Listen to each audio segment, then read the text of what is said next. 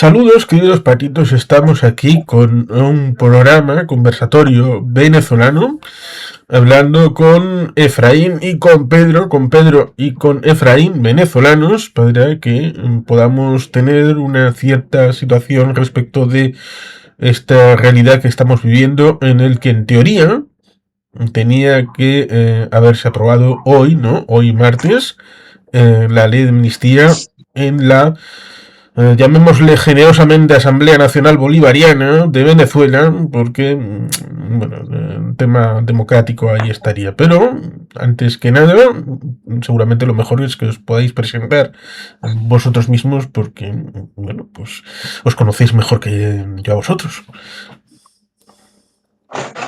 Hola, ¿qué tal? Bueno, muchas gracias, Juan Carlos. Un placer conocer también a Efraín. Soy Pedro Gil, de la plataforma de venezolanos en Vizcaya. Y bueno, también miembro de alguna de las asociaciones, la Asociación Tierra de Gracia, aquí también en Bilbao. Activista político y exiliado desde hace ya 10 años aquí en Bilbao. Así que bueno, muchas gracias por la invitación y aquí estamos prestos para conversar sobre la situación y la problemática actual de Venezuela. Gracias. Para mí es un honor estar aquí. Agradezco la invitación de Juan Carlos. Es un placer para mí estar aquí en su canal. Y es, por supuesto, una honra y un placer compartir con un compatriota, un paisano en el exilio que ha sido activista por la libertad y que de tantos que han tenido que ausentarse de la patria precisamente por el compromiso, el sacrificio de luchar por la causa de la libertad en Venezuela, que lo honra a él y a todos los que como él han tenido que hacer sacrificios por esta lucha, ¿no? Entonces me siento aquí muy complacido de estar compartiendo con vosotros dos. Gracias. La ley de amnistía, evidentemente, es objeto de una situación legislativa que supongo que es diferente en lugares con una cámara que con dos. En el caso del Congreso y Senado, por ejemplo, habría sido aceptada a trámite en la mesa, habría sido pasada a comisión, luego posteriormente habría ido a pleno, después de en comisión haber tratado las enmiendas, luego habría ido al Senado, y después de haber vuelto se habría cotejado si la ley habría cambiado del Congreso al Senado. En el caso de Venezuela hay una primera lectura, luego hacen una especie de comisión, y luego vuelve para la discusión definitiva, en este caso artículo a artículo, en donde la ley tendría 13 artículos, con lo cual en principio sería más o menos rápido el elemento de discusión, siempre y cuando no hubiera discrepancias, y en donde en principio en primera lectura hubo una votación unánime, pero a partir de ahí, ¿qué ha ido sucediendo? Bueno, si quieres, desde el punto de vista legal y muy rápidamente para cederle la palabra después a mi compatriota. Como bien dice Juan Carlos, el tema de Venezuela es bastante peculiar. O sea, bueno, desde la aprobación de la constitución mal llamada bolivariana, en realidad la constitución chavista de 1999, claro, Venezuela tiene un poder legislativo, un parlamento unicameral, que es la Asamblea Nacional, ¿no? Hay que recordar que de esta actual legislatura emana de otra farsa electoral, ¿no? que se celebró el año pasado, en el 2025, después de la farsa electoral que fueron las presidenciales del 28 de julio del 2024. El año pasado se ejecutaron otras farsas electorales que fueron las elecciones regionales, municipales y legislativas, ¿no? Estas ya con el boicot de la oposición de la plataforma unitaria alrededor de María Corina, ¿no? Entonces, en esa farsa electoral es de donde sale esta actual Asamblea Nacional, en la cual, por supuesto, la inmensa mayoría de los escaños es del Partido Socialista Unido de Venezuela, del PSUV, y de sus aliados de la coalición oficialista, y un puñado de escaños que se dio a los pseudo opositores, a los falsos opositores colaboracionistas, que en Venezuela son conocidos popularmente como los alacranes, ¿no? Esas facciones donde está Enrique Capriles, Timoteo Zambrano y otros de esa misma calaña, ¿no? Que son ese tipo de falsos opositores, como yo decía en otro programa en Belumarti, del tipo como aquel candidato presidencial en la silla de Bachar al-Assad, que le jugaba amor eterno a Bashar al-Assad, ¿no? Cuando se supone que era opositor, entre comillas. Bueno, pues entonces tenemos esta situación y este proceso de votación de esta ley de amnistía ha sido otra muestra más del surrealismo mágico tropical de esta dictadura venezolana, ¿no? Porque hoy se supo, por lo menos por diversas fuentes, que los diputados votaron por un texto que ni siquiera se habían leído, ¿no? En primera votación, en primera lectura, votan un proyecto que no se habían leído, que nadie conocía, pero simplemente todos se limitaron a alzar el brazo de manera unánime, ¿no? Y entonces, y después a posteriori fue que el texto empezó a circular en la web del Parlamento, del mal llamado Parlamento venezolano, ¿no? Y entonces, y todavía falta, por supuesto, otra segunda votación, y es un proyecto que ya ha suscitado las críticas de las fuentes independientes y realmente opositoras, porque tal y como está redactado, excluye a bastante gente, ¿no? A bastantes opositores encarcelados en el exilio, sobre todo aquellos sobre los que pesan falsos cargos, falsas acusaciones de expedientes montados, como de, por ejemplo, de asesinato, acusaciones que son claramente falsas, como en el caso de la periodista exiliada Patricia Poleo. Entonces, bueno, pero ahí tenemos este proyecto que va avanzando a trompicones, y mientras tanto acompañado de hechos como el de la liberación del opositor Juan Pablo Guanipa, que a las pocas horas fue encarcelado de nuevo, ¿no? Por una intervención de Diosdado Cabello. Y esa es la situación actualmente que estamos viviendo con este proceso. Así es. Bueno, yo también quiero agregar a lo que dice Efraín que sin embargo hay una ONG en Venezuela, la ONG Foro Penal, Alfredo Romero, se tuvo una reunión esta misma semana, creo que fue esta misma semana, el lunes, o tuvo que haber sido quizás el lunes, donde él estaba revisando el texto y tuvo una reunión como que con esta comisión, con una de las comisiones que está llevando esta información, y donde se da apertura para que otras ONGs internacionales también hagan su verificación, tanto de las excarcelaciones como de los aportes que puedan dar a esta ley. Entonces, es como de manera opositores, los opositores como tal no pueden acceder a este tipo de conversaciones, de diálogo, porque obviamente pues están todos fuera del país, la mayoría, y los que están dentro del país estaban presos, que era Luis Omasa, que era por lo menos Juan Pablo Guanipa, Perkin Rocha, que es el abogado de María Corina. Entonces, las figuras opositoras no habían tenido o no tienen esta oportunidad de revisar y de debatir el texto y de dar sus aportes, pero sí lo están haciendo. Algo importante destacar son la ONG Foro Penal, que es una ONG que está muy avalada y que ha estado pues en soporte y ayuda constante a todos estos presos políticos. O sea que, a pesar que es una ley en la cual todavía no se ha terminado de aprobar, pero yo creo que sí se está dando un compás para que pueda aprobarse y llegar a buen término esto. O sea, tengo las esperanzas que se pueda aprobar y que así ya queden ya borradas todas las causas que de manera injustificada han estado inventando todos estos años. Sí, habría dos elementos en el tema de la propia ley. Uno, tal vez sería ese elemento de supuestos, porque hace un recorrido medianamente histórico en donde pone unos hitos, y ahí podríamos entender que por un lado está el hecho de que habla del 1 de enero del 99 hasta el 30 de enero del año 2026, cosa que seguramente tendría que ampliarse hasta el 10 de febrero de 2026, por buena lógica, para poder incorporar el hecho del secuestro de Juan Pablo Guanipa, por ejemplo, que evidentemente no deba de ser incorporado a la ausencia de la propia norma. Y otro tipo de vicisitudes, como el supuesto, creo que era el tercero, en donde hablaba de no serán susceptibles de incorporarse a esta ley de amnistía aquellos relacionados con el narcotráfico, lo cual evidentemente hace que el clan de los Cuatro Soles y parte del Tren de Aragua pues seguramente no vayan a ser amnistiados, pero seguro que, como conoceréis, hay algunos perfiles que también han sido objeto de fabricación de expedientes ligados también al tema del narcotráfico, con lo cual también ahí tendríamos algún que otro agujero negro. Sí, sí, es que hay todavía, como bien dice mi compañero, es cierto, el Fuego Penal es una institución, es una ONG muy prestigiosa que ha estado siempre acompañando estos procesos.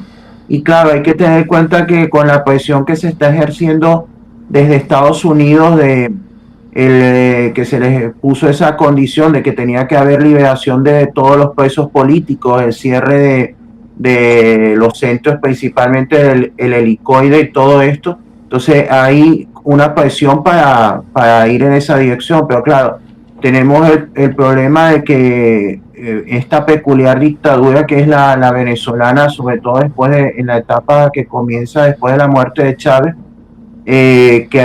la cúpula está dividida en facciones, ¿no? Y entonces cada facción tiene como sus cuotas de representación o de leales en los cuerpos de seguridad, en el Poder Judicial, en la Fiscalía y hasta sus propias cárceles, ¿no? Y entonces sabemos que en este momento el factor que está como poniendo resistencia o poniendo palos en la rueda es Diosdado Cabello, que tiene por decirlo de alguna manera, sus propios presos, ¿no? Tiene sus propias cárceles y tiene gente que le responde a él directamente entre los cuerpos de seguridad y entre el Poder Judicial, ¿no? Y lo que ha pasado con Juan Pablo Guanipa ha sido, o sea, porque a él lo pone en libertad, claro, todavía la ley de amnistía no está aprobada, no está promulgada, entonces a él lo ponen en libertad, como ha ocurrido con otros cientos de personas en estos días, se hablaba casi de 900 presos políticos liberados hasta la fecha, lo ponen en libertad por una decisión de uno de estos jueces títeres. Bueno, todos los jueces del Poder Judicial en Venezuela son títeres que responden a órdenes políticas. Entonces el juez lo pone en libertad condicional solamente con dos condiciones, que es que no salía de Venezuela y que se presentara cada 30 días ante la autoridad correspondiente de vigilar su estado, ¿no? Su libertad condicional. Pese a eso, a las pocas horas, va un grupo de hombres armados que al parecer ni siquiera son oficialmente efectivos de cuerpo de seguridad, sino podían ser de los colectivos que obedecen órdenes de Diosdado y los secuestran, porque al parecer molesta que cuando fue liberado dio una pequeña enga, un discurso, y eso fue la excusa de Diosdado para ir y secuestrarlo a las pocas horas. Y luego sale el fiscal general de la República, Tarek William, tratando de dar una cobertura legal absurda a esa situación. Y lo último que se supo esta tarde es que al parecer lo van a mandar a Maracaibo para que esté en arresto domiciliario, o sea que le cambiaron las condiciones, porque al principio iba a estar en libertad condicional, pero ahora le van a poner arresto domiciliario. Sí, sí, y resaltando la parte que decía Efraín, que esto lo están haciendo es porque están presionados por Washington, por los Estados Unidos, porque del propio régimen nunca hubiese salido una ley de amnistía, ni siquiera una liberación, porque al final el que tiene mayor cantidad de presos y el mayor represor es Diosdado Cabello. Sin embargo, gracias a la captura de Nicolás Maduro, se precipita todo este desmontaje de la dictadura, que lo tiene que ejecutar Delcy Rodríguez en una negociación que habrá hecho con Washington, en el que quizás a ella se le pueda otorgar algún exilio, que era lo que en un principio se le había ofrecido a Nicolás Maduro, un exilio dorado, que se fuera a Qatar, que se fuera a Dubái, que se fuera a Rusia, China, donde quisiera, pero que dejara a Venezuela para que pudiera renacer. Entonces ahora vemos que Delcy es la que está haciendo esta negociación y es la que tiene que desmontar en todo el estado criminal chavista que durante 26 años lo han ido construyendo. Y los Estados Unidos, de una manera pragmática, pues bueno, ha decidido hacerlo de una manera pacífica, y siendo ellos mismos los encargados ya vimos también la captura del testaferro de Nicolás Maduro, que son entonces el FBI en conjunto con el SEBIN que han capturado a Raúl Gorrín y que han capturado a Testaferro, a Alex Saab. Y entonces, al hacerlo ellos mismos, es más pacífico, por decirlo de una manera. O sea, no se corre tanta sangre ni hay tanto peligro. Pero yo sí creo que estamos mejor que hace 6 semanas. Sí, sí. En una Venezuela sin Maduro, estamos mucho mejor ahora, y esta ley ha sido una ley que ha sido enviada desde Washington. O sea, quizás no tenga la cobertura de todo lo que quisiéramos y el detalle al mínimo, pero es un buen paso para empezar esta transición. Y que incorpora la restitución del puesto de funcionario a aquellos que fueron expulsados ilegítimamente. Seguro que Sí, fue sí. sugerencia de María Corina, Marco Rubio. Sí. Sin duda que estos son pasos para la transición. La transición puede tardar 1 año o 2 años, pero ya se están dando los pasos. El hecho nada más de escarcelar a todos los extranjeros, que fue lo primero que sucedió en la primera semana, los 2 bilbaínos, cantidad de españoles, de franceses, de italianos, eso ya era una desautorización, era hacia Diosdado Cabello, que es el que los tenía en cautiverio. Ha sido aquí el que está en mayores aprietos y el que está evaluando su situación en una situación crítica es Diosdado Cabello, porque al parecer el resto de la tiranía, de la dictadura, como Delcy, el hermano y el mismo padrino, quizás han negociado y han pactado un exilio dorado, y Diosdado Cabello no entra en esa ecuación. Sí, porque si antes del 3 de enero podíamos hablar de 4 grandes facciones, ¿no? Que sería la facción de Maduro y su mujer Cilia, la facción de los hermanos Rodríguez, la facción de Diosdado Cabello y en cierto modo la facción de Padrino López. Al quedar descabezada la facción de Nicolás Maduro y Cilia Flores, esta facción se está desintegrando. Yo creo, como yo he dicho en otros sitios, en otras oportunidades, yo creo que todos los que formaban parte de esa facción de Maduro ahorita estaban buscando a quién arrimarse, ¿no? Yo creo que están buscando arrimarse más al sol que más calienta, que serían los hermanos Rodríguez. Y Padrino parecía ser que, bueno, que siempre ha dado la impresión de ser simplemente un cobarde oportunista que hace cualquier cosa para no arriesgar el pellejo. Yo creo, y además, como se dice que ahorita está enfermo, se da por hecho de que los días de Padrino al frente del Ministerio de Defensa posiblemente estén contados y lo que está es negociando su salida, ¿no? Pero el problema, sí, como decimos, el problema es Diosdado, ¿no? Que Diosdado ahorita es el que se ha erigido de alguna manera como en el líder de la resistencia interna a este proceso de transición, secundado por muy poca gente, por muy pocos otros dirigentes. El único que hace más ruido acompañándolo es casualmente el gobernador del Táchira, ¿no? Del terruño de mi compañero aquí presente, sí, de Freddy Bernal, ¿no? Freddy Bernal es otro criminal. Entonces, pero de todas maneras el poder de Diosdado yo creo que va menguando a su pesar, porque recordemos que en esta estructura criminal por encima de lealtades personales está el factor del miedo. Y después de lo que pasó el 3 de enero, yo creo que mucha gente que en teoría son seguidores o acólitos de Diosdado no estarían dispuestos a acompañarlo a inmolarse, ¿no? Y ha habido movimientos en la Fuerza Armada donde se ve que va perdiendo el poder, el control sobre la Fuerza Armada. Entonces, por eso no es ni tan descabellado lo que se dice, que él también está tratando de negociar alguna salida para sí mismo, ¿no? Porque reconoce que no va a poder frenar indefinidamente esto, ni va a poder, y que resistirse sería un suicidio, ¿no? A la postre. Es por eso que se puede entender lo del Ministerio de Turismo para una segunda Cabello. ¿Pedro? Sí, para la hija. Sí. Sí, son los movimientos.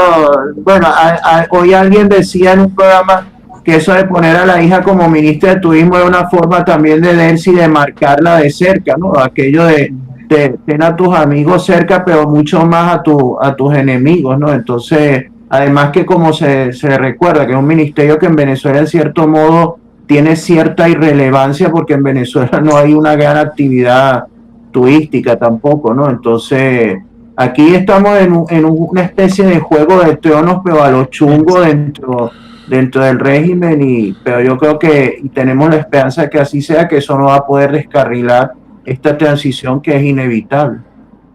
Sí, el nombramiento de Daniela Cabello pues es una reorganización entre ellos mismos allí, son la misma parajita, los mismos personajes y se intercambian el número, porque al final ella viene de ser la presidenta de la marca Venezuela, que era también a su vez como encargada de negocios y de importaciones debido a la ley de bloqueo que había implementado Maduro. Entonces ella ha venido ocupando muchos cargos y al final quizás la querían quitar del poder económico porque ella estaba manejando el tema de importaciones y de exportaciones, estaba manejando también la marca Venezuela y quizás preferiblemente, bueno, la han quitado, la han apartado allí, pero obedece más quizás a sus cálculos internos y ver dónde le hace menos daño a Delcy tener a esta persona allí. Y también intentando complacer un poco a Diosdado, pero en cualquier momento podemos ver cómo le puede clavar una puñalada por detrás a Diosdado para entregarlo directamente a los Estados Unidos, o no descartamos que Diosdado Cabello desaparezca de la vida política de Venezuela como parte de esta transición y veremos de aquí en adelante hasta los próximos 3 meses cosas que antes parecían impensables pero que son necesarias para dar pasos y avanzar en una verdadera transición. Lo importante es que Marco Rubio, el secretario de Estado Marco Rubio, conoce muy bien la situación de Venezuela, es una de las personas en los Estados Unidos que ha acompañado la lucha democrática desde que era senador, ha ido a las manifestaciones en Miami, en Washington, en la Florida, como un activista por la democracia de Venezuela más, y ahora que tiene este cargo de poder importantísimo de la diplomacia de los Estados Unidos, pues está actuando en consecuencia de lo que él sabe que había que hacer y va a tener un buen término. Ya vimos, después de 6 años se reabrió la embajada de los Estados Unidos en Venezuela y ella, la embajadora Laura Domu, lo que está es para hacer seguimiento diario a los pasos de la transición, en principio la estabilización, reconciliación y luego la transición democrática. Pero yo creo que vamos a ver cosas que parecían impensables y eso es indetenible porque ya Estados Unidos, o mejor dicho, el secretario de Estado tiene el sartén agarrado por el mango y estas personas son delincuentes y es o colaborar o la justicia les captura y pagan por sus crímenes y entonces lo que están intentando es alargar sus días y negociando también con el mejor postor, no les importa darle la espalda a China, a Rusia, a Cuba, al que sea, con tal de salvaguardar su propia integridad y sus ingresos y su estabilidad personal. Sí, lo de Cuba es interesante porque pone un foco en paralelo en el que la situación en Cuba ha sido desencadenada precisamente por el asunto en Venezuela. Y parece que la situación en Cuba es bastante más agónica, sobre todo desde el punto de vista económico y hasta humanitario.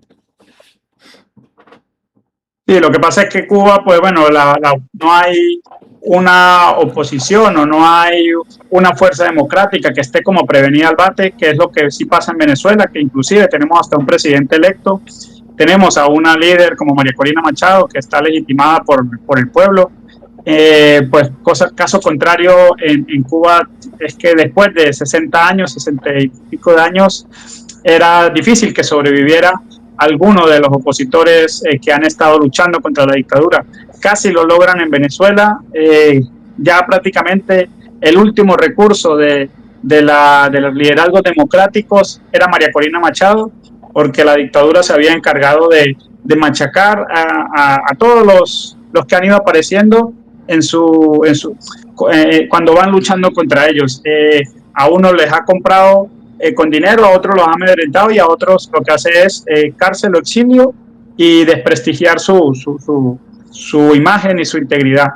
Y casi que lo intentaron con María Corina, pero afortunadamente ha pasado un año de estas elecciones del 28 de julio, año y medio, pero se tuvo la suerte que el presidente Donald Trump decidió actuar con mano firme, con mano dura, usar la fuerza y mostrar que hay una amenaza real contra la dictadura si pretende seguir por esa vía y si no abre a una redemocratización del país.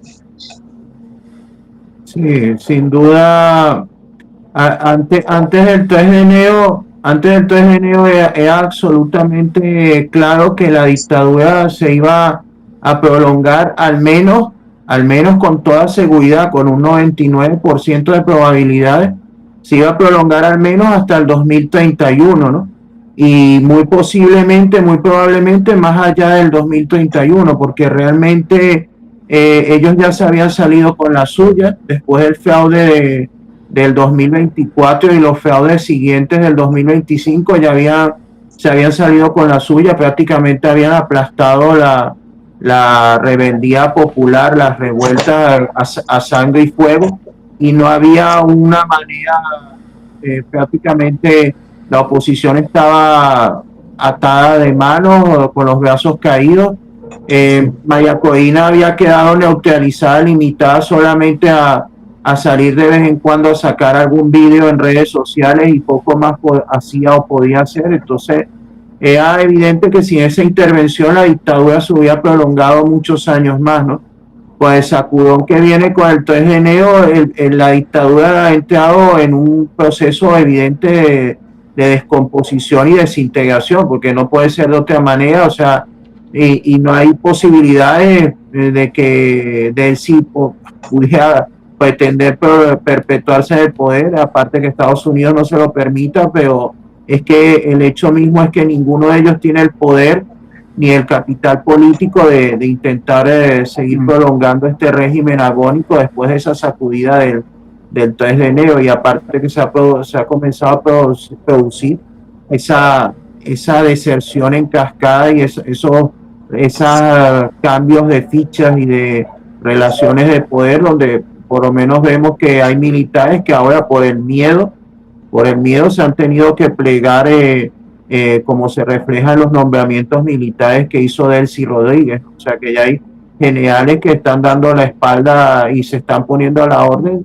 incondicionalmente de este proceso de transición, de esta práctica capitulación que quedó muy bien simbolizada cuando tuvieron que condecorar al propio director de la CIA y recibir a la embajadora de Estados Unidos pocos días después o pocas semanas después de la caída de Maduro. Entonces, yo creo que esto es un proceso donde siempre hay que tener cautela, pero hay que tener un prudente optimismo de que esto se está desarrollando muy bien, ¿no? Y sin duda alguna estamos miles de veces mejor hoy que lo que estábamos antes del 3 de enero, cuando el horizonte era de muchos años más de tiranía a la vista, ¿no?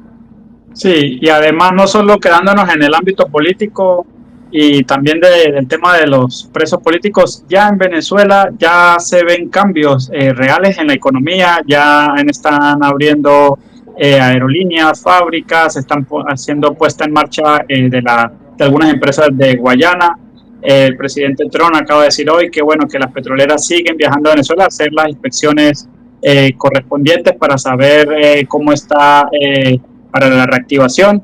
Y algo importante también es la recuperación del sistema eléctrico en Venezuela. Ya se empezó a hacer casi que una semana después de la captura de Maduro, empezaron a llegar generadores, empezaron a llegar todo un equipamiento de los Estados Unidos hacia Venezuela para empezar inclusive por el estado Zulia, toda esa zona, pero inclusive me consta que en Mérida, a lo largo y ancho del país han estado recuperando todo el sistema eléctrico, lo que se refleja en calidad de vida para los venezolanos.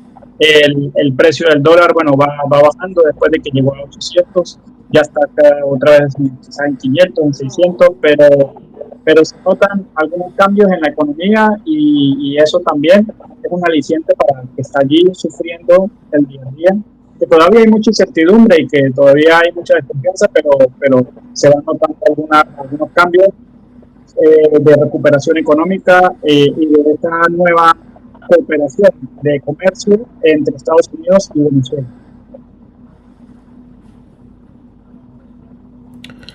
Sí, efectivamente, el petróleo es importante. Hace no muchas horas se interceptó un petrolero en el Índico.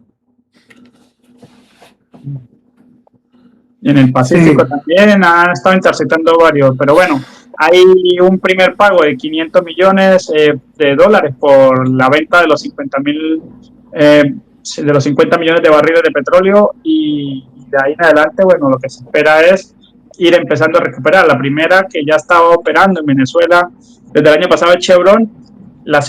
También la semana pasada creo que fue que se reunió la embajadora con Chevron, o si no fue ayer el mismo lunes, que pasan tantas cosas y tan rápido que lo que en Venezuela pasa todo muy rápido. Pero bueno, Chevron ya se reunió con la embajadora y ellos están ya, bueno, presto, tienen todo operativo para empezar a aumentar esa producción de petróleo, que bueno, que tampoco es mucho, porque Chevron lo que produce son 200.000 barriles y pudiera empezar a producir 225, 230, 250.000 en condiciones paupérrimas en que está la industria petrolera. Se necesitará de una gran inversión millonaria que el Estado venezolano no lo tiene, y esa era la propuesta de María Corina Machado, que es, eh, nosotros tenemos el petróleo en nuestro suelo, tenemos la industria petrolera destruida, que la han destruido en estos 26 años de mala gestión y de corrupción. Y por lo tanto se necesitan miles de millones de dólares para poder empezar a sacar ese petróleo del suelo venezolano. Y la mejor opción es mediante la ley de hidrocarburos que se ha reformado, en la cual permite las empresas de participación mixta, que es capital privado y capital y la parte de PDVSA, para poder que inyecten ese dinero necesario para la recuperación del país. Pero ya lo ha dicho empresas grandes como ExxonMobil y otras también, que sin una estabilidad política es muy difícil invertir en la Venezuela actual.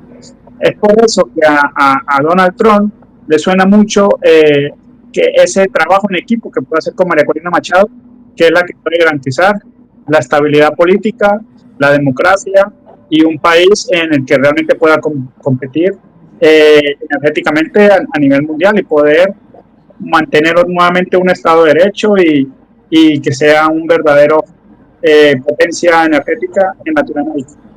De la mano de María Corina Machado, mientras que esté la dictadura, es muy difícil que grandes empresas se atrevan a invertir. El caso de Chevron es porque ya está operando en Venezuela y lo que saca son apenas 200.000 barriles diarios.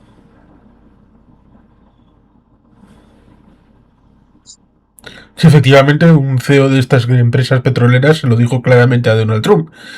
Si quieres que invierta, estabilidad, sistema de garantías, legalidad, porque si no, es tan arbitrario como lo que sucedió en 2007, cuando, bueno, algunas inversiones volaron de un día para otro e incluso alguno quedó secuestrado.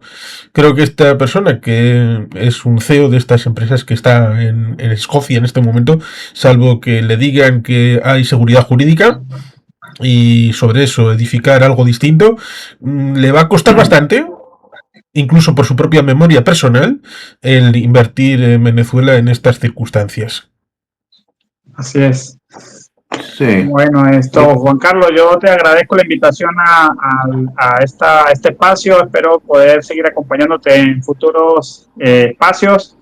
Ahora mismo, bueno, tengo un compromiso, pero bueno, voy a hacer una última aporte, que también quería agradecer a Efraín, que ha dado también esa importancia del marco legal, como que en Venezuela, pues se necesita que se vayan dando estos pasos firmes, y si no es por el acompañamiento decidido de los Estados Unidos, no se hubiese podido avanzar de la manera en que lo estamos haciendo. Pero tenemos la ventaja que María Corina Machado pues está en Washington y está trabajando también de la mano del secretario Marco Rubio, tiene contacto directo y personal con Donald Trump también, y efectivamente otras empresas y grandes industrias pues le han dicho que se necesita una redemocratización y reinstitucionalización del país, porque todo funciona bajo esquemas de corrupción, bajo esquemas de mordida, bajo ese tipo de esquemas, pues las grandes empresas norteamericanas no pueden operar. Y eso es lo que nos indica que Venezuela pues está destinada a que podamos realmente tener una transición Y si Donald Trump y el equipo de los Estados Unidos quiere que Venezuela sea potencia energética, pues lo tendrá que hacer de la mano de las fuerzas democráticas, de María Corina Machado, de presidente Edmundo, que bueno, en unas próximas elecciones, que ya prácticamente está quedando de lado estas elecciones del 28 de julio, pero sí ya se está hablando y se ha prácticamente determinado que vendrán unas nuevas elecciones. Sin embargo, el pueblo venezolano no está preparado para unas elecciones hoy. Todavía tenemos 700 testigos de mesa que estarán detenidos, que acabaron, sino hasta la semana pasada estaban todos presos. ¿Quién va a querer ser testigo de mesa en unas elecciones si se hicieran este fin de semana o dentro de un mes o dentro de 2 meses? Entonces, como se está planteando la hoja de ruta, estabilización, reconciliación y ya por último la democratización. Es cuando ya el país esté preparado, que no tenga miedo para ser testigo de mesa, para ser apoderado de mesa, como le llaman aquí, en unas futuras elecciones. Así que hay que esperar con cautela y seguir los hechos, no quizá atenernos a hipótesis catastrofistas, a cosas que la gente se inventa, como que lo peor de la situación, como cuando te sacan un cáncer del cuerpo y la gente está contenta porque me han extirpado el cáncer, pero viene alguien y te dice como de mala manera, o sea, pero te quedan 17 quimioterapias, pero bueno, no importa, ya me quitaron el cáncer, vamos poco a poco, déjame de ser feliz ahora que me han quitado el cáncer y ya miraremos lo de las quimioterapias y tal, pero eso, hay que ir con los hechos, y los hechos actuales es que Venezuela está mejor que hace 5 semanas y que todo depara, tiene un futuro muy prometedor Venezuela. Bien, pues muchas gracias por haber estado aquí, es que ricasco, y estamos, porque el camino sigue. Vale, Efraín, un placer. Ok, un placer, encantado. Vale, aquí, bueno, gracias también a toda la audiencia y un fuerte abrazo para todos. Espero estar nuevamente por aquí. Voy a ver cómo hago. Bien, pues ahí estuvo Pedro. Es cierto que hay un elemento que es interesante respecto de la hipótesis de unas elecciones en las que el censo está tal y como está ahora, según las normas de Elvis amoroso, el Elvis malo, nos encontraríamos que el censo está mal, completamente mal. Sí. Porque habría que volver a recoser el censo para que todas las personas que tendrían derecho a votar pudieran votar. Exacto, sí, es que eso lo mencionaba alguien hace unos días atrás, no me acuerdo, en una entrevista decía que efectivamente para poder celebrar unas elecciones con las condiciones idóneas para la transparencia, ¿no? Para unas elecciones libres y transparentes, harían falta muchos meses, ¿no? Al menos muchos meses de preparación porque lo que estás diciendo es fundamental, hay que depurar el padrón electoral, el censo electoral, que en Venezuela se llama Registro Electoral Permanente, el REC, hay que depurarlo porque ahí hay muchas cosas que no están bien, ¿no? Hay mucha gente, hay difuntos, hay gente extranjera que no tendría derecho a votar, o sea, hay gente fantasma, ficticia, o sea, el padrón electoral es un desastre. Hay que depurar el padrón electoral, hay que también hacerlo para incluir a los venezolanos en el extranjero, ¿no? Que son millones de venezolanos a los que se les ha privado una vez más ilegalmente su derecho a votar, porque aunque estén en el extranjero tienen derecho al sufragio, ¿no? Entonces hay que limpiar, prácticamente rehacer el padrón electoral, hay que limpiarlo, depurarlo, rehacerlo. Por supuesto, hay que cambiarlo primero que todos los miembros del Consejo Nacional Electoral, del CNE, para que haya condiciones. Tienen que haber gente que sean realmente imparciales, árbitros imparciales. Tiene que haber una reestructuración total del sistema electoral por supuesto el tema del voto electrónico, que eso habría que desecharlo prácticamente, porque eso no da garantías de nada. Habría que volver a un sistema de votación manual, sería lo mejor, porque lo del voto electrónico, bueno, habría que entrar ahí, yo creo que sería más complicado para garantizar la transparencia, la limpieza del proceso y por supuesto las demás condiciones, libertad de expresión absoluta, las condiciones necesarias para hacer una campaña electoral en condiciones de limpieza, de igualdad entonces todo eso tomará al menos meses, ¿no? Entonces eso no puede ser, y bueno, lo que apuntaba Pedro, ¿no? Que quién se va a prestar a ser testigo de mesa si te pueden encarcelar, ¿no? Entonces tienen que cambiar todavía varias cosas y hace falta al menos muchos meses para garantizar un proceso electoral libre y transparente, que al final es lo que se desea, ¿no? Que haya una auténtica salida electoral para poner punto final a esta tragedia. Es cierto que hay cosas que deben de cambiar y bastantes. Algunas ya van cambiando. El tema de... Creo que hubo una persona con coleta que decía que el miedo tenía que cambiar de bando y evidentemente ese miedo es el que tiene que tener el régimen. El régimen debe tener miedo. Exacto. Y parte de ese miedo se está quitando porque las excarcelaciones de estas personas que deben de tener eliminado todo ese historial nefando que les han imputado, ciertamente estamos viendo agentes acogiéndolos en la calle, delante del penal, sin ningún tipo de miedo, a la luz del día, con ningún problema, pero como suelo comentar, ahí me falta algo. Y lo que me falta es que haya ese valor que en el caso del Canal Nou, cuando desapareció por tema económico en Valencia, en el último minuto empezaron a decir los periodistas: pedimos perdón a la audiencia por no haber informado bien por el tema del tren que se descarriló, por el tema de la visita del Papa que no salió muy bien, pedimos perdón por todas estas cosas. Pido un mínimo de profesionalidad, aunque solamente sea de 1%, a los del Canal 8, y que tengan por lo menos el interés de, cuando hay esas excarcelaciones, Meloni, cuando hubo ese envío de italianos en esa primera ola, fue a la escalerilla a recibirles a los italianos venezolanos que fueron enviados. Exijo que BTV, cuando haya esas excarcelaciones, vaya con la alcachofa un periodista y les escuche. Simplemente eso. Empezaría a ser neutral, porque lo vimos cuando cierta televisora sacó 30 segundos a María Corina, 30 segundos, y ya estaba Diosdado diciendo: esto no es justo, qué vergüenza.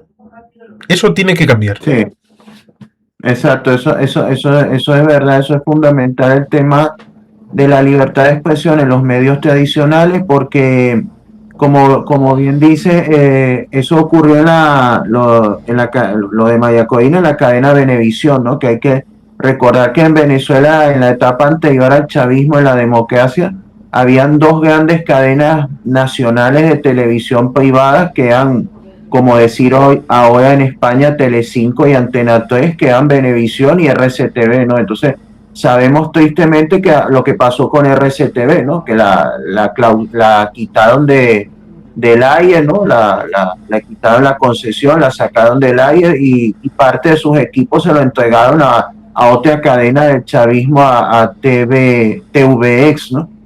Entonces sería bueno, hubo esa señal esperanzadora de que Venevisión, que durante todos estos años se ha sometido a la censura, se ha autocensurado y se ha sometido a la censura del régimen, se vio como una pequeña señal esperanzadora que Venevisión empezara a abrirse, aunque tímidamente todavía, la libertad de expresión y a desafiar la censura, pero hace falta mucho más, y haría falta, por ejemplo, eso de que RCTV volviera al aire. También se ha hablado de que se le debería devolver los equipos que se le confiscaron y se le pasaron a esa cadena pirata que es TVS, y bueno, y otras señales también en dirección a la libertad de expresión absoluta, como en estos días que entrevistaron a Miguel Enrique Otero, el editor de uno de los grandes diarios de Venezuela, El Nacional, que también fue obligado a salir de circulación, y él hablaba de que él era muy optimista de que dentro de un mes estaría en Venezuela al frente de la operación para reabrir el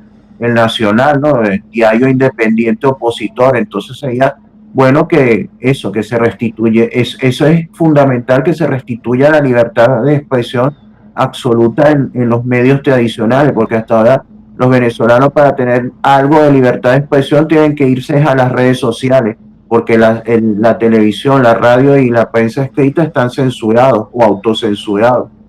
Que esa sería otra.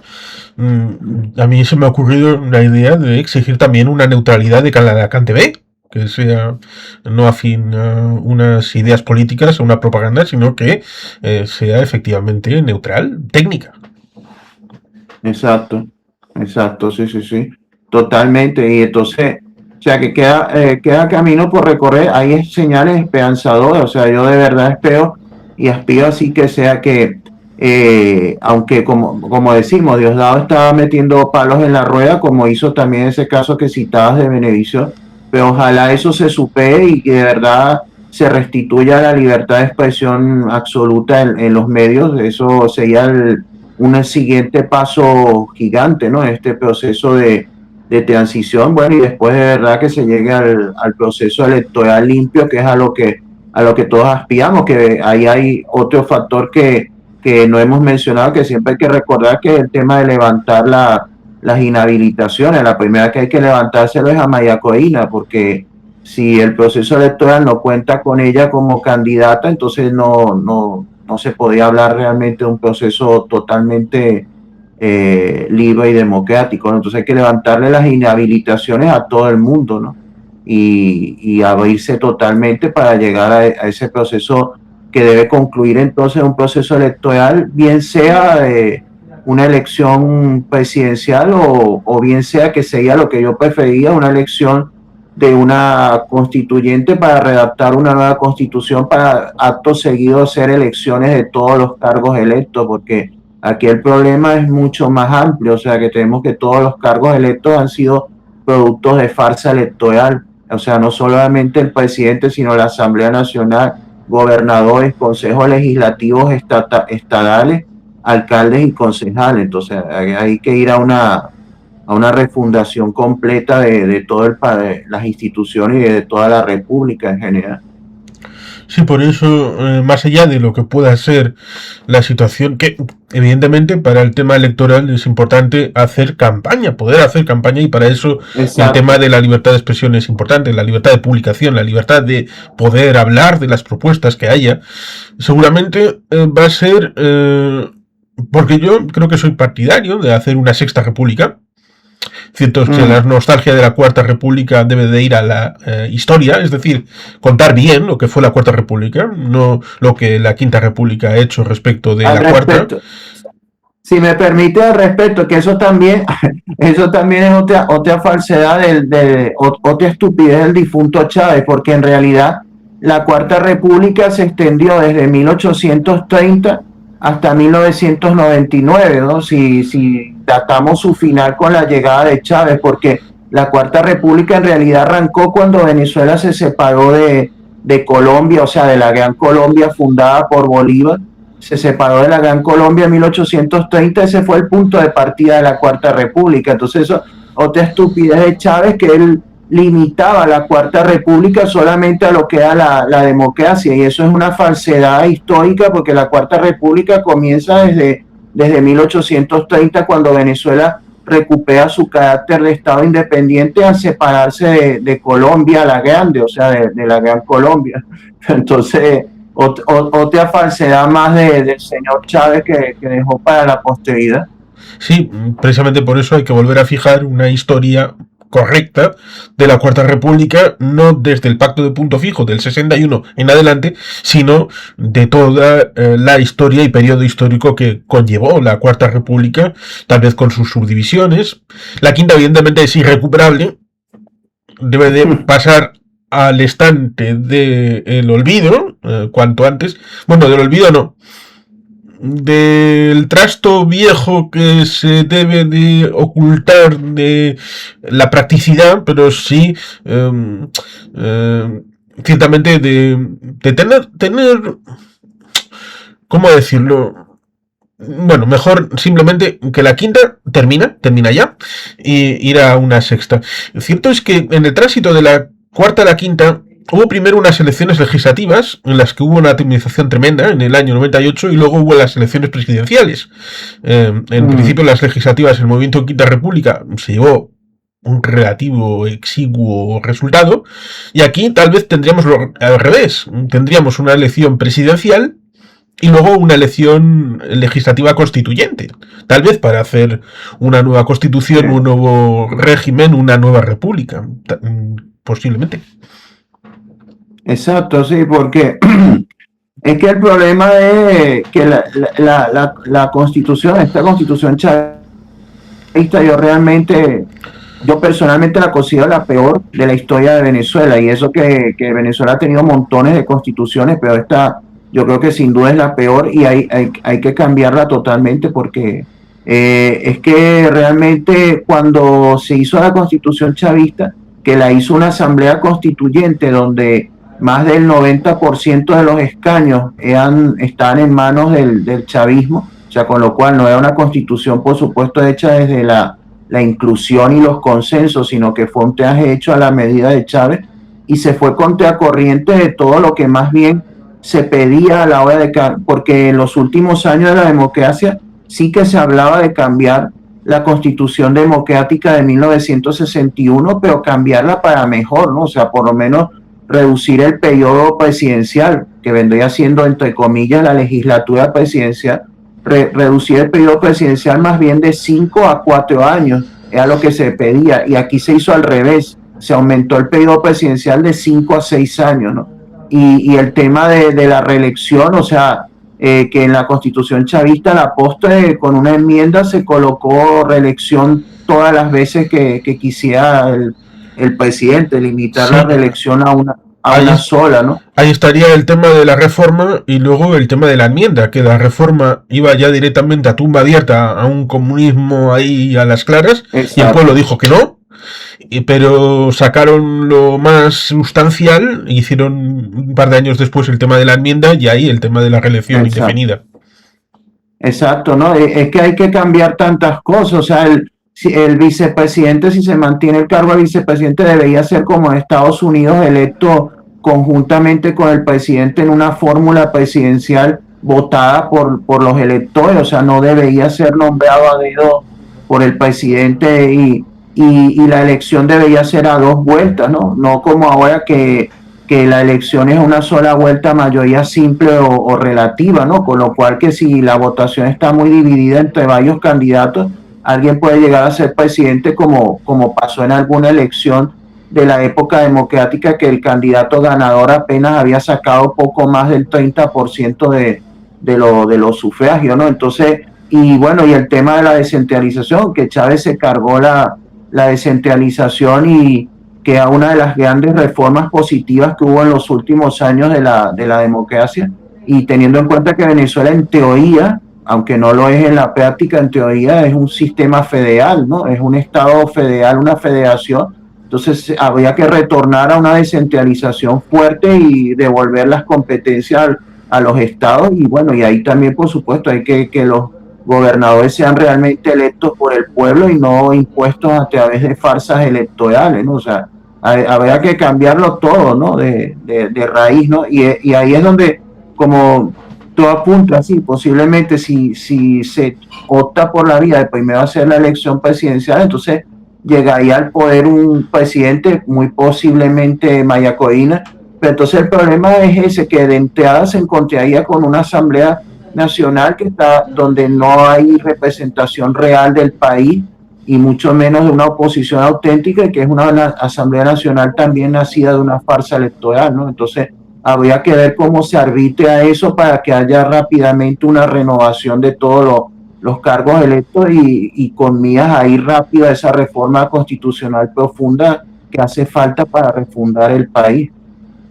Sí, es algo sorprendente el hecho de que los totalitarios, sean del signo que sean, y a mí me da igual, y los pongo en el mismo stand, tanto Galtieri como Videla, como Pinochet, como Chávez, como Ortega, como Murillo, como Díaz-Canel, como Raúl Castro, todos son la misma miasma, pues nos encontraríamos resultamente curiosos a la hora de ver cómo el acuarelista austriaco fue el destructor del sistema federal alemán. Y aquí nos encontraríamos con Hugo Chávez haciendo lo mismo.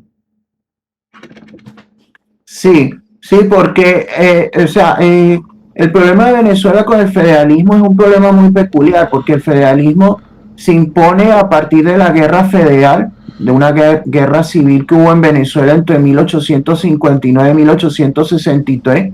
Triunfa el bando liberal que más bien por demagogia había enarbolado la bandera del federalismo, pero a partir de eso se supone que el federalismo se convierte en teoría en un principio sagrado, ¿no? Del Estado venezolano, y entonces siempre hasta el punto de que Venezuela se llamaba oficialmente a partir de 1863 Estados Unidos de Venezuela, ¿no? Hasta 1953 cuando se le cambia el nombre a República de Venezuela. Pero entonces el problema es que el federalismo siempre ha sido un sueño o una aspiración, pero no llevada al terreno de la práctica, porque uno de los problemas o de los errores que tuvo la Constitución de 1961, que en eso había continuado con las otras constituciones, era que aunque se proclamaba oficialmente al país federal, en la práctica se dibujaba un Estado centralizado, no unitario, hasta el punto de que los gobernadores eran nombrados por el presidente a dedo, ¿no? Pero a finales de la década de los 80 se empieza a ejecutar una reforma política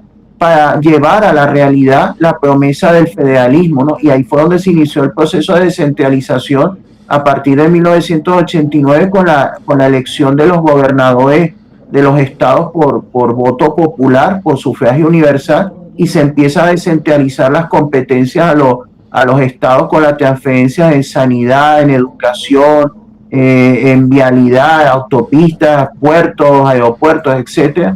Pero faltó la parte fiscal, ¿no? Que no hubo una descentralización tributaria como ha habido, por ejemplo, en España, ¿no?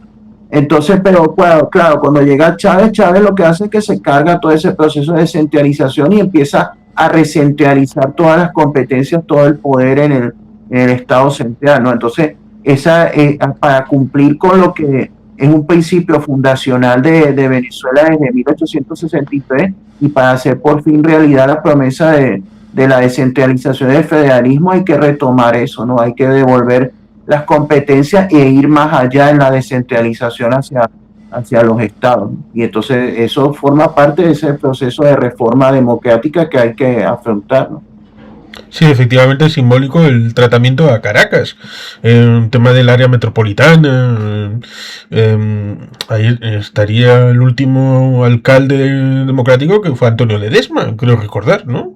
Luego ahí estaría el tema de el ayuntamiento de Caracas, la autoridad metropolitana, siempre con la vista a segregar de tal manera que pudieran tener mayor control desde el ámbito chavista.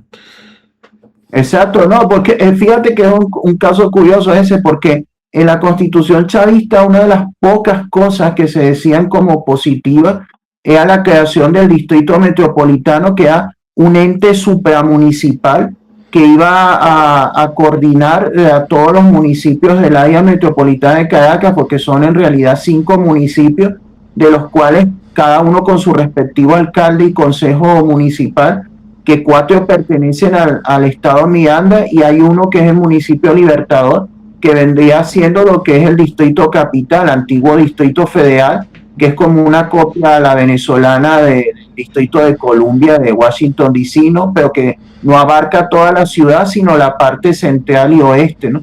Pero entonces se crea el distrito metropolitano para coordinar esos 5 municipios con su propio alcalde metropolitano, y la raíz del conflicto por el cual Chávez termina tumbando y destruyendo eso que ellos mismos habían creado en la Constitución chavista, destruye la alcaldía metropolitana, destruye el distrito metropolitano, es porque la policía metropolitana, que existía desde el año 1969, que era un cuerpo policial con jurisdicción sobre toda esos 5 municipios, sobre toda el área metropolitana, que antes dependía de la gobernación del Distrito Federal y después pasó a depender del alcalde metropolitano.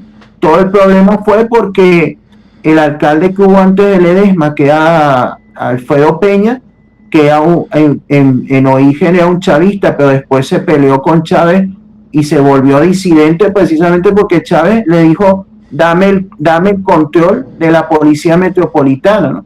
Y como el alcalde metropolitano no quiso, por ahí nació el conflicto por el cual se terminó cargando a la policía la alcaldía metropolitana. Y eso a mí me traía un poco a la memoria ya que mencionaba el caso del pintor austriaco, que cuando ellos llegan al poder en Alemania, una de las primeras cosas que hicieron fue quitarle al gobierno regional autonómico de Prusia el control de la policía de Prusia, porque era uno de los cuerpos policiales más poderosos del país, ¿no? Y eso precisamente aquí también fue la raíz del conflicto de Chávez, porque él quería el control de la policía metropolitana y al final lo consiguió, ¿no? Y ellos al final le quitaron a los gobernadores, prácticamente donde había un gobernador opositor, le quitaban el control de la policía regional, porque ellos querían centralizar el control de todos los cuerpos policiales para que no hubiera policías en manos de la oposición, ¿no? Para neutralizar cualquier oposición. Sí, cierto que esa desanexión también respecto al cuerpo legislativo, porque creo recordar que precisamente era en el estado Miranda, ¿no? Que Elías Jawa, que fue gobernador en el estado Miranda, tenía al cuerpo legislativo en contra, y eso le dio igual, completamente igual. Sí, sí, sí, porque, y ahorita mismo es un chiste porque en la farsa electoral de las pseudoelecciones regionales del año pasado, de los 23 gobernadores, bueno, yo creo que pusieron 24 porque otra tontería fue que pusieron un gobernador simbólico para el territorio Esequibo, que eso es una tontería porque ellos no tienen el control del Esequibo, lo tiene la República de Guyana.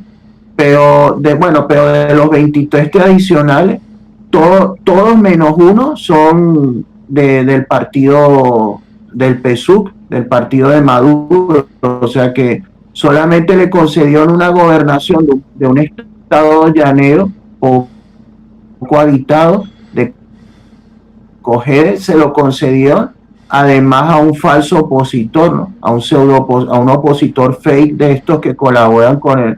Entonces todos los gobernadores están en manos de las gobernaciones, en manos del régimen.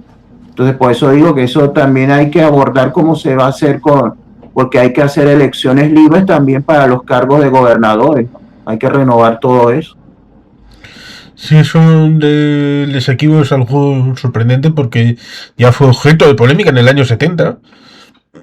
Pero eso de hacer un referéndum fake es algo tremendo, porque sería como si las mismas preguntas pero cambiadas, pongamos que donde pone Esequibo pondría Portugal y donde pone Venezuela pondría España. Es decir, los españoles votaran: ¿quiere usted que Portugal sea una comunidad autónoma de España? Los portugueses no podrían opañar, pero ahí desde el gobierno de España nombraran a un presidente de comunidad autónoma de Portugal, ahí redento.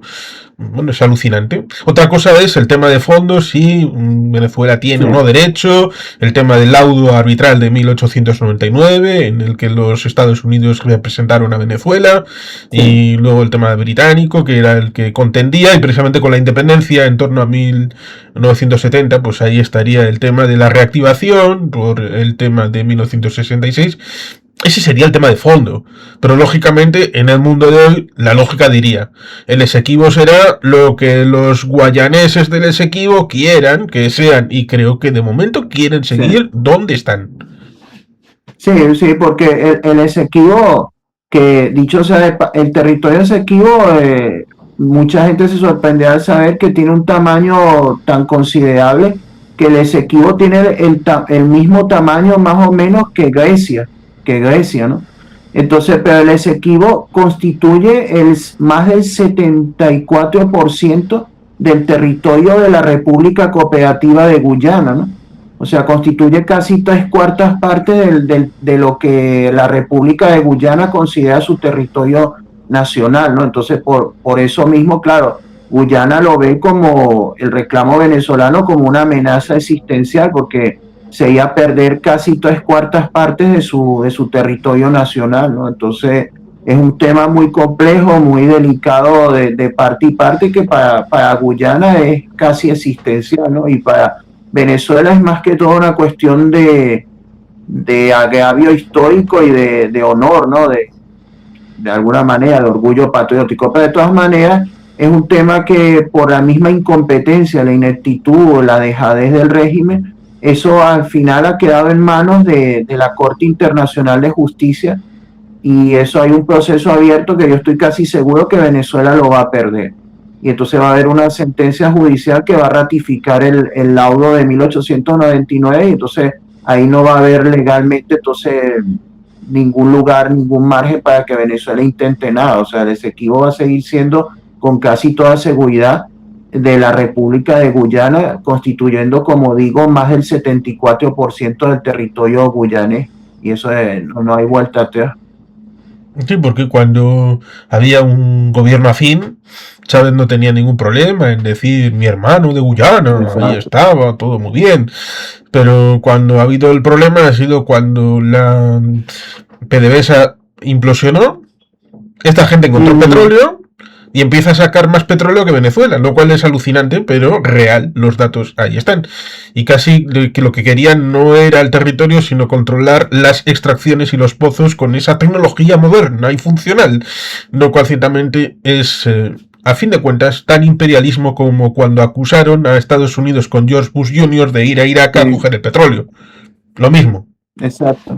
Exacto, sí, ¿no? Y además es que, porque se voltearon las tornas, porque Guyana desde su independencia en 1965, Guyana fue una dictadura comunista durante 20 años, con el dictador Forbes Burhan. Luego, cuando fallece Forbes Burhan, se inicia un proceso de democratización, de apertura, y a la postre Guyana se convierte en una democracia. Y bueno, y en las últimas décadas o en los últimos años más que todo, lo que tú citas, que ha habido un boom económico porque han habido una apertura muy fuerte en el marco de las inversiones extranjeras, de multitud de empresas multinacionales que han ido a explotar los recursos, y ahora Guyana sí que ha superado a Venezuela en producción de petróleo, ¿no? Entonces, pero la culpa de que se hayan volteado las tornas es más del lado, por culpa del chavismo, obviamente, porque Guyana pasó de ser el vecino pobre atrasado ahora a ser una potencia económica emergente, a pesar de su relativo, bueno, no pequeño tamaño en territorio, más bien pequeño tamaño en cuanto a población, porque es un país muy deshabitado, porque tiene apenas como 800,000 habitantes, ¿no? Pero entonces ahora es una potencia económica emergente en Sudamérica, y les está entrando un chorro de dinero impresionante. Que esa es una parte de la que a mí, como se diría allí, me pone más arrecho a la hora de ver los datos económicos de 1998 y ver los de 2025, en donde los indicadores económicos de 2025 son peores que los de 1998, con la situación tan curiosa que es que los de 1998 llevaron a Chávez al poder. Que eso es lo curioso. Exacto. Que en teoría un país de renta petrolera, según Chávez iba a hacer, ya esto venía de la época de Marcos Pérez Jiménez, el tema de la industrialización por sustitución de importaciones, algo que ya se verificó erróneo en Argentina, en Venezuela y en otros lugares. Pues Chávez lo quiso volver a hacer con sus aperturas de fábricas en Aló Presidente los domingos y todo aquello, y luego un periodista independiente, que cada vez había menos, que fuera 6 meses después a esa fábrica, veía que estaba cerrada, completamente cerrada, y con algo que ciertamente un Fernando Díaz Villanueva puede decirlo claramente, porque se repite patrón por patrón, en Cuba, en Corea del Norte, en China, en Rusia, en Etiopía, en Venezuela, empiezas, y cuando pasan las décadas, tienes que importar energía, tienes que importar electricidad, tienes que importar insumos, carne, grano, todo, lo cual ciertamente es alucinante. Es de estas cosas que, claro, como luego te hacen la falacia del falso escocés, de, no, es que esto no era socialismo, esto no era comunismo, esto era otra cosa. El socialismo todavía es una promesa por cumplir en el futuro. Hombre, un poco de seriedad y sensatez. Cuando en 2016 y 2017 se rompe el Guri, hubo apagones. Precisamente porque no habían actualizado ni siquiera el tema del Guri. Luego te sacan por allí unos palos diciendo energía eólica. Sí, ya. Estás haciendo el paripé y montando algo que parece como una energía eólica, pero al final, kilovatios ni megavatios yo no vi metidos en el sistema eléctrico venezolano. Exacto, sí, sí, totalmente, porque hay que recordar cuando Chávez llega al poder, es que el problema de Venezuela, como dicen, comenzó de mucho antes. El tema del estatismo o estatalismo económico venía de bastante antes, sobre todo se intensificó a partir del primer gobierno del presidente socialdemócrata Carlos Andrés Pérez, en el primer gobierno que fue de 1974 a 1979, que fue precisamente ese gobierno cuando realmente se nacionalizó el petróleo, ¿no? Se expropió la industria petrolera en el año 1975, ¿no? Se expropian todos los activos de las multinacionales en Venezuela y se crea Petróleos de Venezuela, PDVSA. Y aparte de eso se expande gigantescamente el rol del Estado en la economía. Pero Chávez lo que hizo fue que multiplicó eso por miles de veces. O sea, continuó lo mismo que habían hecho mal gobiernos anteriores, pero lo multiplicó por miles, ¿no? Bueno, y aparte, bueno, Carlos Andrés en su segundo gobierno había intentado rectificar lo que él mismo había hecho mal en el primer gobierno, ¿no? Pero sabemos cómo salió mal a la postre. Y luego, por lo menos el tema eléctrico, cuando Chávez llega al poder, la mayor parte, porque en Venezuela eran compañías eléctricas regionales, pero casi todas eran propiedad del Estado, ¿no? Entonces solamente había una compañía eléctrica privada que era la que surtía a Caracas, ¿no? A la capital, y creo que había otra pequeña en otra región del oriente del país, pero el resto de la industria eléctrica está en manos del Estado. Y Chávez lo intensificó, se hizo con el control de la electricidad de Caracas para que todo el país fuera en manos de un monopolio estatal.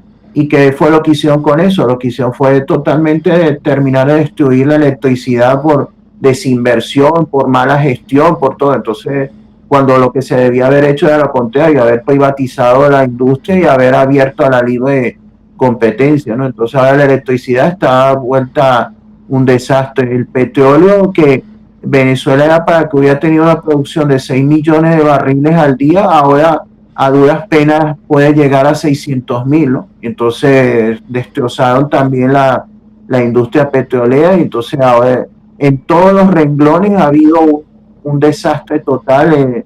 El tema del abastecimiento de agua también, las compañías de agua y alcantarillado son un desastre. O sea, todo el país está sumido en un retroceso exponencial de casi un siglo, ¿no? La destrucción de la infraestructura.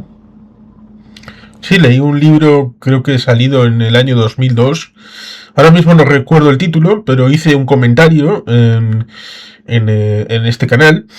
El libro luego se lo regalé al grupo vasco en el Senado para que lo pudieran tener para consultas. En donde en Guyana, en la parte Guyana venezolana, porque la gente se sorprendería de pensar que hay 5 Guyanas.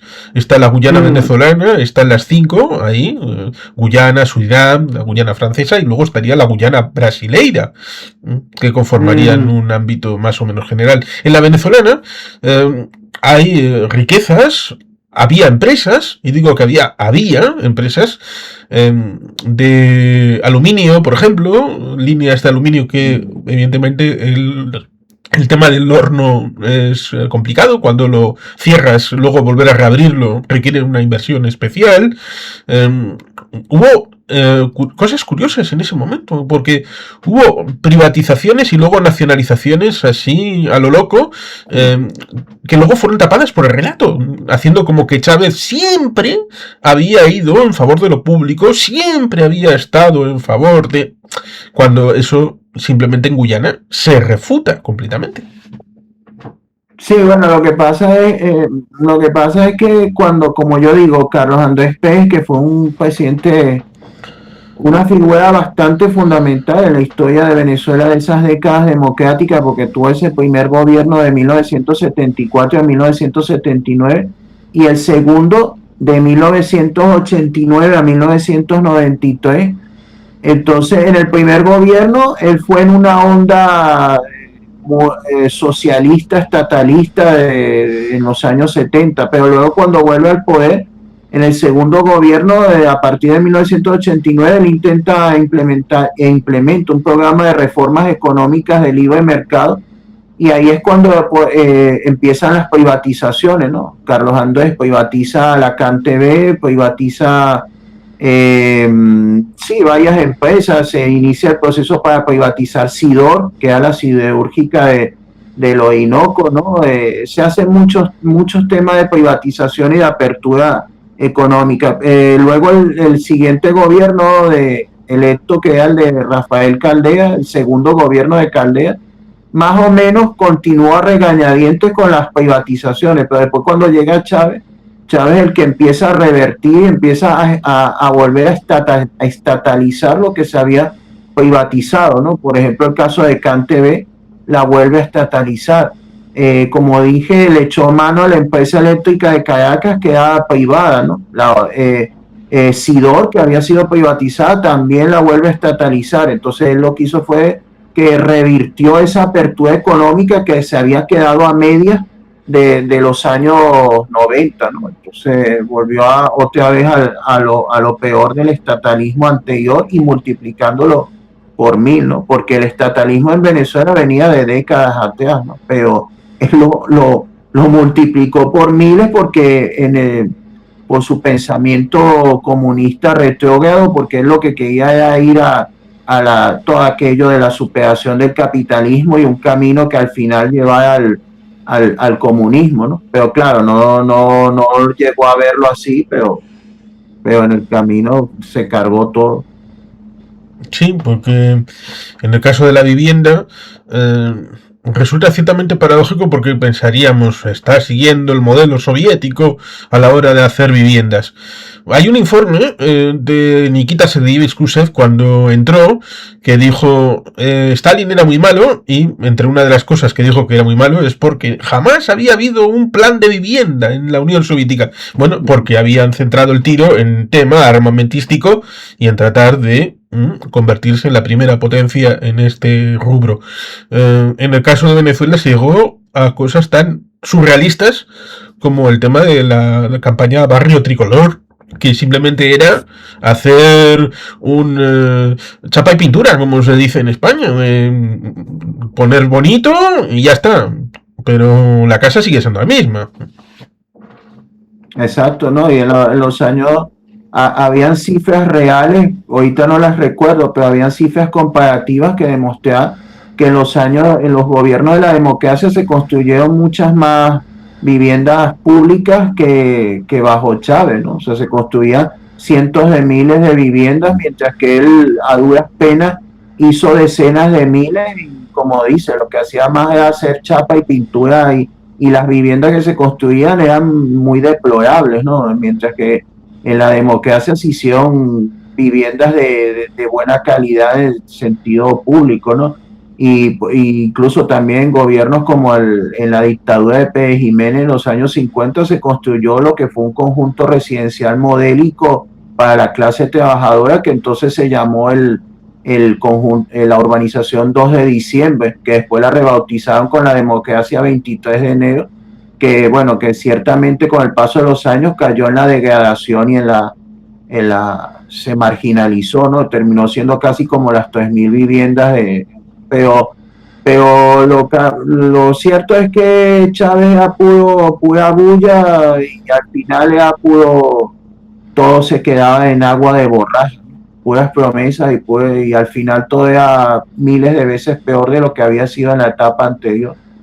Sí, porque todo esto son desafíos que va a tener el nuevo gobierno y el nuevo régimen a la hora de poder superar todas estas ineficiencias, todas estas situaciones de fracaso. Antes decíamos Ministerio de Turismo. Evidentemente, cualquier persona que piense en Venezuela deberá de tener claro que por potencial turístico tiene muchísimo en toda la variedad de estados y ciudades.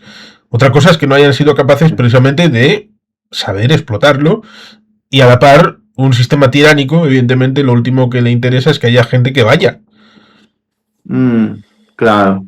No, sí, el turismo que hay en Venezuela es ridículo y el poco que hay, mucho venía de los aliados de, por lo menos unos cuantos turistas rusos o algo así, pero no era una gran cosa tampoco, ¿no? O sea, Sí, intentaron decir que si el teleférico, em, algunas de esas cosas que eran privadas y las nacionalizaron.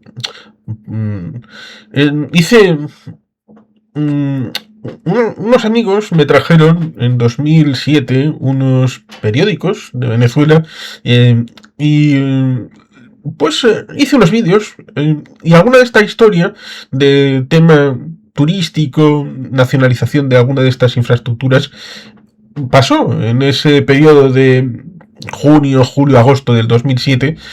Otra cosa es que luego no tuviera el efecto deseado o que sucintamente no tuviera la repercusión a la hora de la sostenibilidad del propio sistema, porque evidentemente voy a poner simplemente un ejemplo de aquí. Cuando se inauguró el Guggenheim de Bilbao se decía, se necesitan 400.000 visitantes al año. Entonces, algunos vascos ligados a este rubro de izquierdas decían, esto es imposible, va a ser una ruina, y se oponían y decían, no, no, no, no, no. Bueno, ahora nos encontramos con 1.200.000 personas que lo visitan al año. Es autosostenible y esto es una maravilla porque evidentemente hace que no haya que meter cada año dinero para que vaya funcionando. Pero esto en Venezuela pues evidentemente no ha funcionado así en los diferentes elementos, ya sea en la zona de Caracas y entorno o en los diferentes estados, ya sea turismo natural, turismo histórico, de todos los ámbitos, porque siempre hay también segmentación en el sector turístico, gente que pueda ir hacia un elemento concreto que le pueda gustar, turismo de playa, turismo de relax, turismo de montaña, Claro. turismo... Sí, no, es que, y por lo menos, eso es otra cosa, que Chávez por lo menos él había prometido unos proyectos faraónicos de que iba a construir miles de kilómetros de ferrocarril y eso se quedó en nada. Lo único que hizo fue un pequeño ferrocarril prácticamente de cercanía, un pequeño ferrocarril entre Caracas y las ciudades dormitorio de los valles del Tuy, ¿no? Un trencito ahí. Y en la propia Caracas, en unos barrios marginales que hizo una especie de funicular, o sea, como el parecido al que hay en una ciudad de Colombia o eso, pero poco más, o sea, y los otros miles de millones de dólares que dan para esos proyectos de ferrocarril se desaparecieron y no se construyó, yo creo que ni un kilómetro de vía. O sea, bueno, no se hizo nada, no se hizo absolutamente nada. Y lo que sí consiguió con eso fue que nacía, por ejemplo, los famosos trenes como el tren de Aragua, que en realidad eran los sindicatos de los trabajadores de la construcción que se suponía que iban a construir esos proyectos de ferrocarril, pero que eran sindicatos dominados por mafias, ¿no? Mafias asociadas al chavismo, y entonces lo que quedaron fueron los sindicatos transformados en bandas del crimen organizado, ¿no? Pero de los ferrocarriles no se vio nada, no se vio absolutamente nada. Sí, efectivamente, uno de los síntomas de este tipo de regímenes es que los sindicatos pasan a desaparecer completamente. Digo, los sindicatos como una realidad efectiva de defensa del trabajador, como se puede ver en una película sobre los sucesos en Moscú de 1962, en el que el régimen se vio, ahí va, pero si vienen aquí a protestarme, a la patria de los obreros, ¿cómo puede ser? Y les reprimieron, ahí como suele ser lo habitual, y era el sistema soviético, ya sea en Berlín Oriental en el 53, en Praga en el 68, en Budapest en el 56, este tipo de situaciones, con lo cual ciertamente se requiere volver a reinstitucionalizar. Es un elemento también que cuando cayó la Unión Soviética no había ninguna institución social que pudiera sostener mínimamente. Había un vacío, había huecos, había... Sí. Es así, ¿no? Es así, o sea, ya en Venezuela por lo menos se dinamitó lo que los venezolanos lo pronuncian CTV, pero en realidad la pronunciación correcta sería CTV, ¿no? Que era la Confederación de Trabajadores de Venezuela, que era la gran central sindical, que era como la UGT o comisiones obreras juntas, y eso lo dinamitaron, porque simplemente porque su dirigencia estaba en contra del chavismo y se terminaron cargando la central sindical y arruinaron todas las centrales sindicales y destruyeron el sindicalismo venezolano, ¿no? Lo dinamitaron prácticamente y no queda sino las ruinas, no queda nada. Sí, el ferrocarril, más concretamente el metro, fue famoso por lo de la famosa cara que alguien vio de Hugo Chávez después de muerto. Alguien me dijo que escuchara mejor porque este tipo de historias de loco hace que quien sea fiel, que sea tan fiel que creerse lo de la cara, lo del pajarillo de Chávez dando vueltas, y el que diga que no, ojo, este igual es un posible disidente. Igual es Sí. era un mecanismo de control, tal vez. Yo creo que sí. Sí, porque lo de Chávez realmente tuvo mucho de un culto a la personalidad, pero que adquirió características pseudo religiosas, ¿no? Porque lamentable, o sea, en la idiosincrasia venezolana hay mucho de eso de mesianismo mezclado con cierto misticismo, entonces es fácil que la gente terminara un líder carismático creando como un culto exacerbado a la personalidad que degenera en una especie de culto pseudo religioso sincrético, y eso básicamente era lo que era el chavismo, ¿no? Una religión en la cual Chávez era como un semidios para sus seguidores, ¿no? De alguna manera, ¿no? De alguna manera supersticiosa y medio putre, pero más o menos eso era lo que era el chavismo. Sí, y ciertamente Nicolás era conductor de autobús y sindicalista. Supongo que sabes que en unas horas va a salir una novela de Jaime Bailey que se llama Los golpistas y que va a tratar sobre... No lo sé. Pues mis disculpas por la presunción. Jaime Bailey va a sacar publicada en toda Latinoamérica y también en España, pero va a presentarla mañana, día 11 de febrero, en Madrid, una novela que se llama Los golpistas, que va a tratar sobre los sucesos del 11 al 14 de abril de 2002. En donde sucintamente comenta en la novela que unos militares dieron un golpe para quitar a Hugo Chávez y fue tal éxito y no tenían un plan que al final acabaron devolviéndole el poder, lo cual es uno de esos sucesos tan extraños que parece que ha sido suficiente para configurar una novela de este periodista peruano expatriado precisamente por el autogolpe de Fujimori del 92 y que actualmente reside en Miami. Así es. Bueno, Juan Carlos, que tengo que hacer una cosa, si quieres lo podemos ir poniendo fines y me disculpa. Sí, no hay de qué disculpar, simplemente agradecer porque ciertamente hemos podido ver en el último, ciertamente los retos que tiene Venezuela, más allá de liberarse, como dice Gloria al Pueblo, que Yugo lanzó, que dice directamente después, pues una vez lanzado el yugo hay que construirlo nuevo y hemos visto un poquito todos estos desafíos que van a... Por cierto, una última cosa, un apunte histórico que te puede resultar curioso, que el Gloria al Bravo Pueblo es particular porque al principio nació como una canción monárquica a favor de la corona española, porque el primer gobierno que se forma en Venezuela, que posteriormente se declararía independentista, pero al principio aparentaba lealtad al cautivo rey Fernando VII. Entonces, como ellos estaban con el país haciendo de que eran monárquicos, ¿no? Que eran fieles a Fernando VII, entonces el compositor creó una canción que en principio era monárquica. Y fíjate, eso es una señal de lo que es Venezuela, y después la convirtieron en una canción independentista republicana, ¿no? Para que vean la paradoja de que una nación monárquica se terminó siendo himno nacional republicano o independentista. Sí, es interesante saberlo. Hombre, si quieres hacer un cierre y terminamos por lo menos por esta transmisión. Bueno, ha sido un honor y un placer estar aquí contigo en tu canal, y de verdad agradecerte mucho el afecto que sientes por Venezuela y por la causa de la libertad en Venezuela.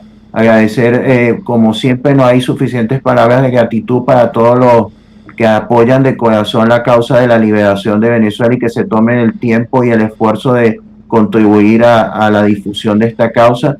Un gran abrazo para ti y para todos tus seguidores y espero que te acompañen cada vez más en el proyecto de tu canal y bueno, muchas gracias y un abrazo. Sí, gracias a vosotros, a Pedro que estuvo, a ti, a Efraín, y por supuesto, como no puede ser de otra manera, decir gloria al bravo pueblo. Así sea.